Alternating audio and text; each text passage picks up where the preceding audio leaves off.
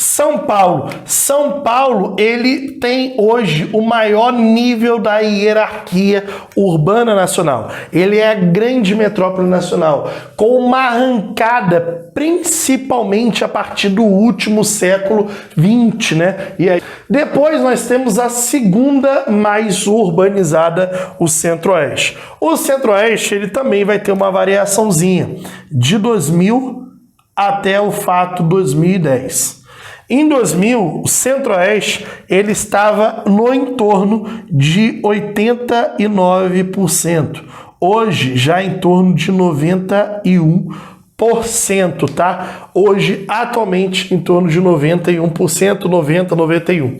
O Centro-Oeste, ele se torna a segunda mais urbanizada, principalmente a partir da década de 60, que ele se torna urbanizada, através da construção de Brasília, construção de rodovias de integração com a BR-163, BR-156, BR-070, BR-010, além também da agricultura comercial. A agricultura comercial que consegue desenvolver justamente expulsar pessoas do campo. Vocês têm que entender que essa relação ela é principal. A industrialização não move a urbanização. O que vai de fato mover a urbanização é a quantidade de pessoas expulsas do campo. Quanto mais desenvolvido é o campo em um determinado local, maior será a sua taxa de urbanização, já que mais pessoas serão expulsas do campo no geral. E como eu disse, ela está muito vinculada a partir da cidade de Brasília e também da cidade de Goiânia, tá? Essas duas cidades, elas mexem, de fato, influenciam o resto da região, já que há uma carência de cidades médias. Então, em todo o Centro-Oeste, sempre eu tenho que ir a essas duas cidades para poder realizar exames, fazer faculdade, fazer uma pós-graduação, entende? Arrumar um bom emprego, ou seja, sempre está tudo muito concentrado, já que eu tenho uma carência muito forte das cidades médias na região do Centro-Oeste, porém ela é a segunda mais urbanizada do país. Primeiro o Sudeste e depois o Centro-Oeste. Depois nós vamos ter o Sul, a terceira região mais urbanizada do país. Em 2000 e aqui em 2010. Em 2000, basicamente, o Sul, ele tinha no entorno de 81% de taxa de urbanização e hoje em torno de 84% de taxa de urbanização. Se tornou urbana na década de 70, posterior. Por quê? Como eu disse, aqui eu tive mais resistência à agricultura comercial. Com isso, menos pessoas foram expulsas do campo. Onde a agricultura comercial entrou de vez e expulsou pessoas do campo? Nos planaltos do norte e oeste do Paraná. Porém, no Rio Grande do Sul e Santa Catarina, ainda prevalecia a agricultura comercial, familiar e resistiram a isso. Essa resistência fez com que eu segurasse as pessoas no campo.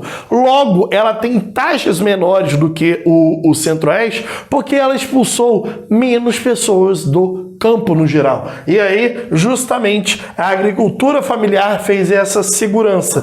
A presença de cidades médias, justamente com o caso de Florianópolis, sendo extremamente influenciada por Porto Alegre. Apesar de Florianópolis ser considerada hoje uma metrópole, parte da região metropolitana, ela ainda é muito influenciada por uma outra metrópole, que é a metrópole de Porto Alegre. Se for necessário, eu volto com a imagem aí para vocês verificarem isso. Volta aqui para mim, se liga na quarta mais urbanizada.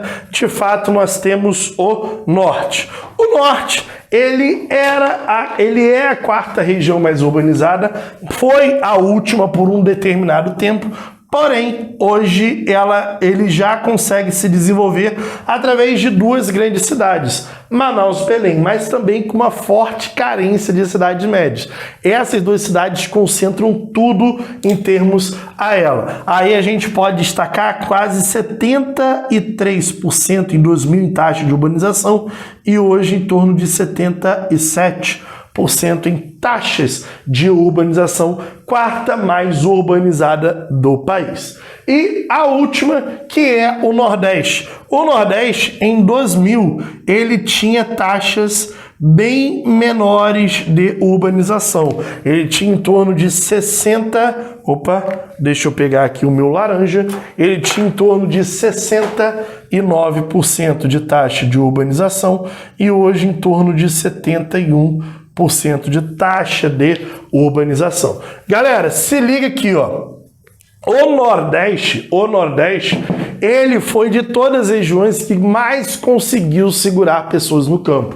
Se destaca muito o agreste nordestino, que se mantém com uma agricultura de policultura e caprinocultura, de agricultura familiar. Então, justamente, eu tenho uma carência também de cidades médias, mas o agreste é o que mais segurou, com destaque para Maranhão e Piauí, que hoje são os municípios com a menor taxa de urbanização, e um avanço muito lento da urbanização devido à presença de agriculturas mais familiares no sertão e agreste, com o destaque do agreste. Então aqui nós temos justamente o ranking Sudeste, Centro-Oeste, Sul, Norte e depois o Nordeste em taxas de urbanização no geral. Aqui o histórico da urbanização e o porquê uma mais urbanizada e a outra menos urbanizada, muito está relacionado ao processo da agricultura e mecanização no campo.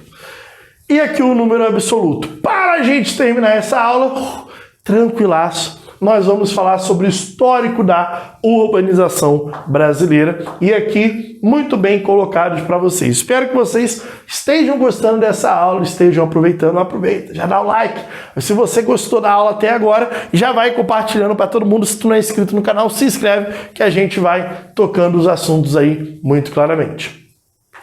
O histórico da urbanização. Primeiramente, eu tenho a fundação da primeira grande cidade, que posteriormente vai ser chamada de cidade, por enquanto só vila, que era justamente a cidade de Salvador.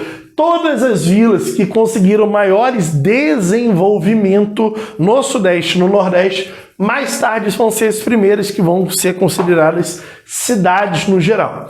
No século XX, no século XVIII, melhor falando, a mineração começa também a desenvolver vilas no interior, como vilas nas cidades, nos estados de Minas Gerais, Goiás e também no Mato Grosso. Então, o interior ele começa a ser ocupado pelo processo da mineração. Até então, o desenvolvimento da cana-de-açúcar ficou restrito às cidades litorâneas.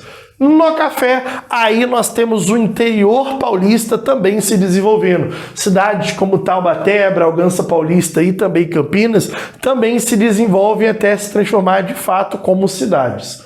Na era Vargas é quando a gente rompe com a lógica nacional. Na verdade, rompe com a lógica dos chamados arquipélagos econômicos. Eu vou falar aqui, eu já vou até colocar aqui. A ideia dos chamados arquipélagos quer dizer que eu não tinha comunicação entre as regiões até então. Eu não tinha diálogo entre as regiões. Quem nascia no Nordeste vivia no Nordeste. Eu não tinha fortes migrações nacionais. O rompimento da lógica regional e o crescimento da integração nacional começa de fato a partir da política varguista. No início já do século XX eu já começo, mas é Vargas que rompe com essa lógica de fato. Em 1950 havia de fato apenas 3 grandes cidades: São Paulo, Recife e Rio de Janeiro. Recife com destaque para o histórico ainda produzido do período da cana-de-açúcar e também do período das invasões holandesas, tá? Porém, é na década de 60, onde nós temos a grande expansão das cidades planejadas automobilísticas. Aqui eu vou dar destaque, de fato, para Brasília e Goiânia. Outras cidades já tinham sido planejadas anteriormente para uma outra lógica, como a cidade de Salvador, como a cidade de Belo Horizonte, por exemplo. Houve um planejamento no desenvolvimento dessas cidades. Porém, na lógica do século XX automobilística, a gente tem cidades do interior, como Brasília e Goiânia, com uma presença de um forte êxodo rural, e é quando o Brasil de fato se torna urbano. No ano de 1965, o Brasil se torna urbano. Quer dizer que mais da metade da população hoje está na cidade já desde 1965, melhor falando. Em 1980 é quando a gente tem expansão do narcotráfico nas favelas e expansão das favelas. Áreas degradadas próximas às áreas centrais, onde pessoas de baixa renda buscam morar para diminuir a migração pendular, migração de casa para o trabalho, trabalho-casa. Então eles vão ocupar encostas de morros, margem de rios, córregos, canais, justamente visando a melhor quantidade, a melhor qualidade na ida e volta do trabalho. Porém, esses espaços são susceptíveis à vulnerabilidade ambiental e social. Na ambiental nós temos a ocorrência de deslizamentos, ocorrência também de enchente. Na ordem social, a gente tem a carência de serviços públicos absurdos, além também da entrada do grande narcotráfico que cresce na América Latina a partir das Farc nos anos de 1980. E também a criação dos grandes tecnopolos, as cidades tecnologicamente adaptadas à terceira revolução industrial. Cidades onde, de fato, vão abarcar indústrias de alta especialização, indústrias estrangeiras de alta tecnologia, como o caso de Campinas, São Carlos, São José dos Campos. Também nós temos a cidade de Recife, mas aqui se destaca muito a cidade de São Paulo nessa lógica dos chamados tecnopolos. Em 1988 é quando a gente tem a fundação de duas coisas muito claras. Primeiro, a Lei de Responsabilidade Fiscal, que deu validade às chamadas emancipações. Na verdade, a Lei de Responsabilidade Fiscal, ela trava um pouquinho as emancipações.